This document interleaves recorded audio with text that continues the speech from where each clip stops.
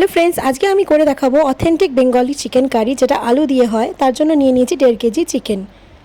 এবার আমি কড়াটা গরম করে তার মধ্যে তেল নিয়ে নেব। তেলটা একটু গরম হয়ে গেলেই তার মধ্যে দিয়ে দেবো আলুগুলো, আর আলুগুলোকে ভালো করে ফ্রাই করে নিতে হবে। এই আলুগুলোর মধ্যে দিয়ে দিলাম একটু নুন, আর তার সাথে দিয়ে দেবো সামান্য হলুদ গুঁড়ো। এবার এই নুন আর হলুদ দিয়ে ভালো করে আলুগুলোকে ভেজে নিতে হবে। আলুগুলো ভালোভাবে ভাজা হয়ে গেলে সেগুলোকে আমি সাইডে সরিয়ে রাখবো।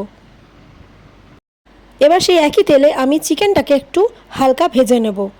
সেম প্রসেসে ভাজবো, যেরকম আলু ভেজেছি নুন আর হলুদ গুঁড়ো দিয়ে, সেরকম চিকেনটাকেও একটু নেড়ে চেড়ে নেব নুন আর হলুদ দিয়ে। দেখতেই পাচ্ছ, নুন দিয়ে দিলাম আর দিয়ে দিচ্ছি হলুদ গুঁড়ো। এর সাথে একটু লাল লঙ্কার গুঁড়ো আমি অ্যাড করে দিলাম। এবার এটাকে ভালোভাবে আমি নেড়ে নেব তেলের মধ্যে। তো এইভাবে চিকেনটাকে আমি একটু তেলের মধ্যে ফ্রাই করে নিলাম।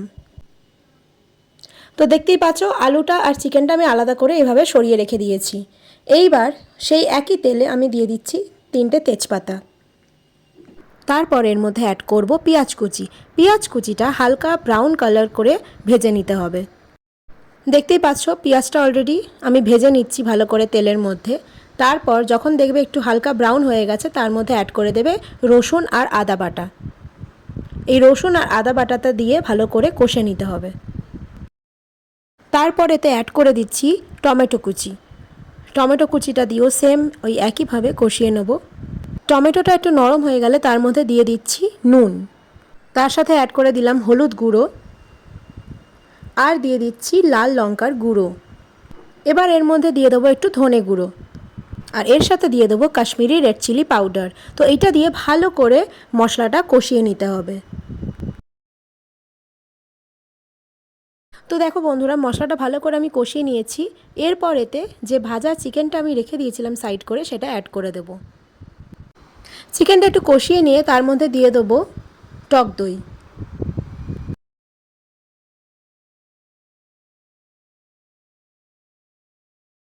মোটামুটি 15-20 মিনিট কষিয়ে নেওয়ার পর এর সাথে অ্যাড করে দেবো সেই ভাজা আলুগুলো। এই ভাজা আলুগুলো দিয়ে একটু নেড়ে নেব। আলু দিয়ে কষিয়ে নেওয়ার পর এতে অ্যাড করে দিচ্ছি সামান্য জল।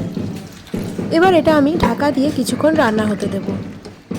তো দেখো, মোটামুটি 15 মিনিট পর আমি ঢাকনাটা খুলে দেখে নিলাম, মাংসটা আমার হয়ে গেছে। এবার এতে একটু আমি গরম মশলা গুঁড়ো অ্যাড করে দিলাম, আর গ্যাসের ফ্লেমটা নিভিয়ে দিয়ে কিছুক্ষণের জন্য ঢাকা দিয়ে রেখে দেবো।